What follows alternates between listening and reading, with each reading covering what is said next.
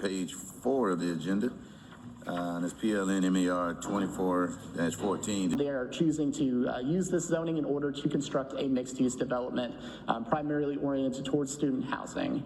This is also the location of Pralltown, which is a historic African-American community that was founded in the 1800s. Prall Street is a little bit older in character, but is also included in this request as well. Once again, you can see in the distance, we've got the University of Kentucky present there.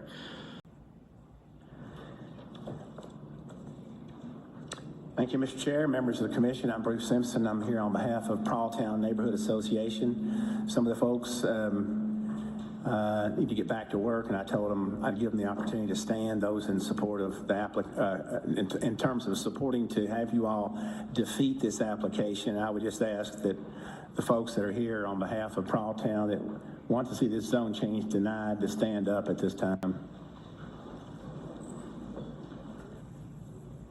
Thank you all. The building, the design of it, we've never had any dispute that it looks handsome and nice. The question is always the location. This is a target-rich environment across the University of Kentucky because UK doesn't want to have any student housing on its property, so they're okay with letting private developers take over existing neighborhoods and put the student housing there. And let's also be real that if this project gets approved ultimately by the Urban County Council, it's only a matter of time before the next one comes up, Prall Street and Mount Mullen. It's a target-rich environment. And Pralltown has been a target-rich environment for a long time, and incrementally the Pralltown folks have been displaced. Those who want to see it preserved, formed in the middle of the Civil War. They didn't want to be there. They had to be there because they couldn't live elsewhere in Lexington. But the fact that they had to be there, they want to keep it that way because it's a family. It's a family in a broader sense than most of us can appreciate. So that's why they're here, to preserve that history. That's why they're here, and you'll hear from them. Because if you approve this one, this monster, more coming down the Mount Mullen and Pralltown. We know that from experience.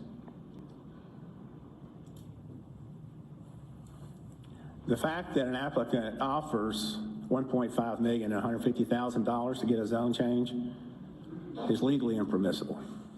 In my judgment, legally, this zone change application is null and void at this moment. It is impermissible to offer it. And the fact that it's been offered, you can't unring a bell. You can't forget that you've heard it. One thing hasn't been changed is the parking. That was a big concern of the neighbors. Big concern. 800 students, 450 parking places in an area that's already inundated with students. It has been for years. I used to park there. This is a major gentrification on steroids. This is a report 4 years ago. Mayor's Commission for Racial Justice and Equality. I quoted from it. And I would suggest that the folks that are here for Pralltown relied on somebody taking some effort to implement the protective features contained in this report to thwart gentrification of historic African-American neighborhoods, and that hasn't happened. So, you all have a critical decision to make. There's ample feeling about, well, we have to put nice buildings and make them super dense. It's right across from UK. What's wrong? What's wrong is we're doing the same old thing we've been doing to African-American communities for decades. We are making them extinct. And if you approve this, you're advancing Pralltown's extinction. And I ask for you to turn it down. Thank you.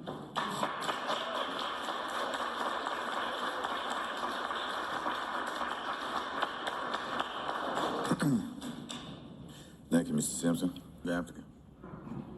Mr. Simpson, you want to follow up, or are you good to go? all due respect, Mr. Chair, these people signed up to speak. They're entitled to speak. We need to extend this hearing. It needs to be extended, but these people came here to be heard. They're entitled to be heard. We will give the opportunity for the neighbors, as it should be, because there was some new information that was presented by the applicant. So the neighbors will have an opportunity to speak. My name is Teresa Forbes Lopez. The address is 174 Colfax Street. There was no agreement, and then as we committee still opposed the zone change, so that brought my mind to ask this question to you all. Vice Mayor Don Wu asked, is the University of Kentucky putting their housing problem on the city? The answer to that question is yes. Why should the people of Lexington be held accountable for the tax-wise problems the University of Kentucky should be responsible for handling? Each of you need to ask yourself, or am I doing this because I can sleep comfortable knowing that I stood for the right reasons of justice for the neighborhood of Pralltown?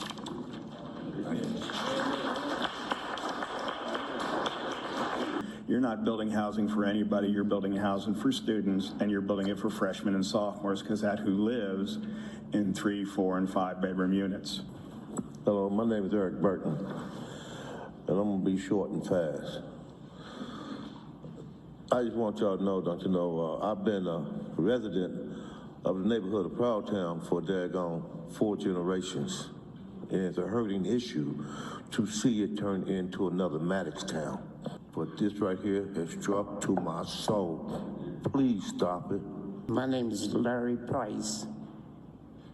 I was born on 133 Mount Mullen Street, and pretty much it's been about 4 generations in my family as well. Think about what if they were doing that to your neighborhood. I'm Mary Finn. My aunt was one of the first residents of Pralltown. My mother passed 19 years ago, and she was 101. My aunt was 40 years older than her, so you can, I'm not a math student, but you can figure out how long that I've had a connection with Pralltown. Why were you, haven't UK offered, or anybody offered, to update the neighborhood before now? You are destroying my roots. My roots, 100 years or more.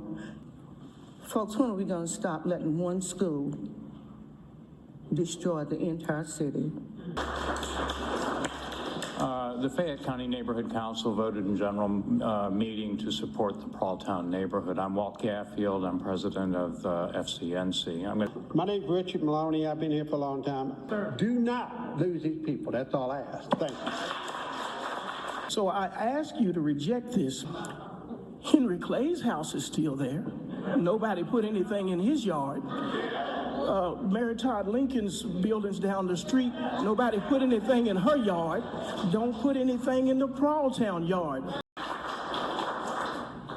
Mr. Chair, my name is Jacques Wayne, and that is a former UK retiree, and his name is Deacon Richard Briscoe.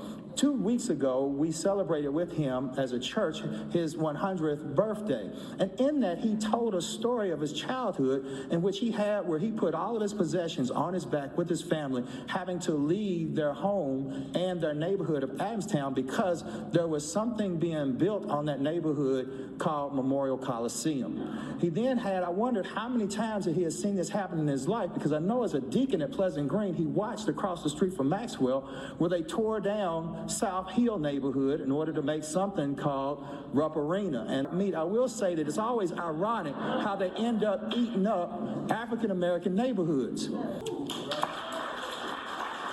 Rolanda Woolford, Lexington Historical Black Neighborhood Association. One of them on the Planning Commission's question on the table, it said, do you like where you live? Do you like your neighborhood? Yes or no? My answer is yes, because that's why I moved there. Renter, homeowner, we moved there for a reason. Thank you. So again, I'm begging you guys, have a heart. Okay. If there's no further discussion, the vote is up. Okay, so we'll vote via Granicus. See where that's going.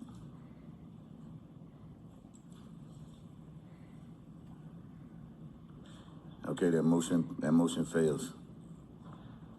So the floor is open. You got five noes and 4 yeses.